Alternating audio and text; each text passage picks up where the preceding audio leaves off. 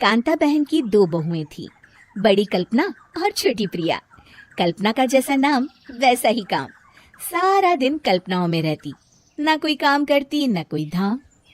अरे कल्पना बहू, जरा अच्छी सी चटनी पीस दे, आज कुछ मजेदार खाने का मन है। पेट में जलन हो जाएगी माँ जी बुढ़ापे में, और वैसे भी मेरा काम करने का वक्त शाम का है, आप प्रिया को ही बोल दो। इतना कहकर कल्पना वहां से चली जाती है। कांता कल्पना के ऐसे रवैये से काफी परेशान रहती हैं। मैं बना देती हूँ माँ चटनी, ऐसा बोलकर प्रिया माँ को चटनी बनाकर प्लेट में खाने को देती है कि तभी वहाँ कल्पना आ जाती है। अरे वाह चटनी, जरा चक्कर तो देखूं, बड़े दिन हो गए। अरे नहीं बहू, तू तो रहने ही दे चटनी खाना, पेट में जलन हो जाएगी। इतना कहकर कांता और प्रिया दोनों हंसने लगते हैं। कल्पना सारा दिन या तो मोबाइल में यूट्यूब देखती या फिर सोती रहती। उसका कमरा भी बिखरा और गंदा रहता। एक दिन कल्पना का पति अशोक उससे कहता है, अरे कल्पना, जानवर भी उस जगह को साफ कर लेता है जहाँ वो बैठता है, तुम तो इंसान हो, कैसे इतने गंदे कमरे में रह लेती हो? देखो सारा सामान यहाँ वहाँ बिखरा पड़ा है। ज्यादा अपनी माँ का बोल ना बोलो। हाँ, कमरा तुम्हारा भी तो है, गंदा लग रहा है तो साफ कर लो। पता नहीं तुम्हारे साथ मैं कैसे जिंदगी बिताऊंगा। इतना कहकर अशोक वहां से चला जाता है। कल्पना बस खाना खाने कमरे से बाहर आती और फिर से कमरे में चली जाती। इससे कांता बहन काफी परेशान रहती।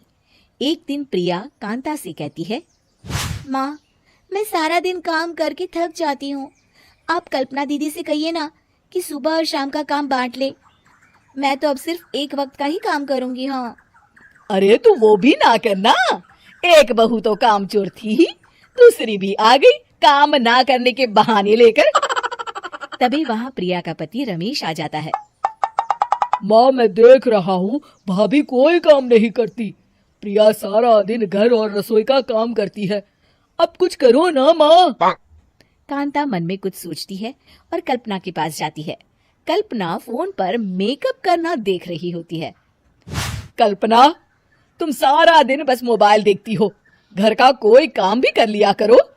प्रिया सारा दिन काम करके थक जाती है, आज से मैंने फैसला किया है, एक वक्त का काम तुम करोगी, सुबह का खाना तुम बनाओगी और रात का प्रिया।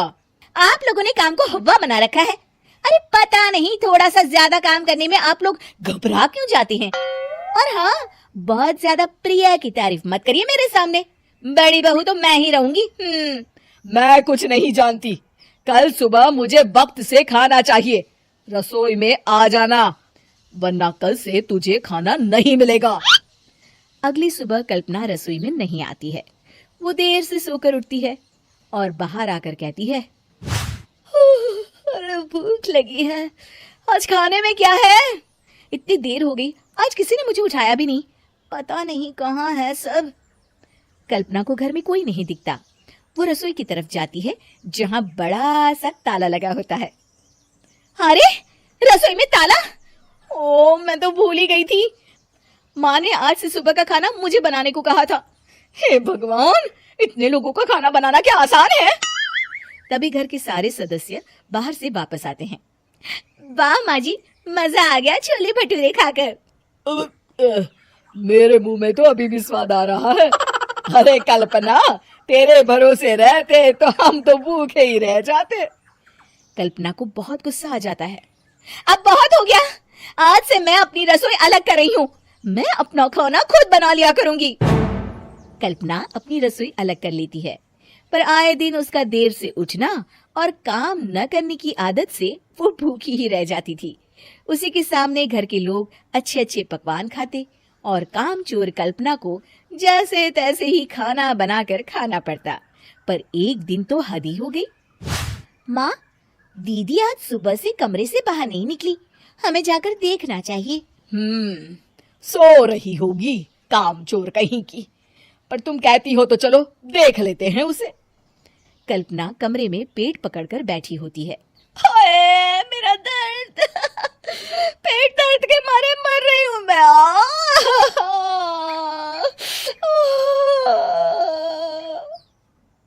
अरे दीदी क्या हुआ? पेट में दर्द क्यों हो रहा है? डॉक्टर को दिखाया आपने? माँ। कल्पना खड़ी होती है और माँ जी के पास आती है।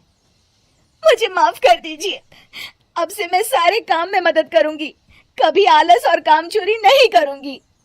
हाँ हाँ, वो तो ठीक है, लेकिन अचानक क्या हो गया जो तू काम करने को तैयार हो गई? काम चोर कल्पना। माँ, लगातार बासी और उल्टा पुल्टा खाना खाने के कारण मेरे पेट में इन्फेक्शन हो गया है। काम ना करना पड़े इसलिए मैं 2 दिन का खाना एक दिन ही बना लेती थी। बासी और खराब खाना खाने के कारण लेने के देने पड़ गए। पेट में दर्द हो रहा है। चलो अच्छा हुआ, देर आए दुरुस्त आए।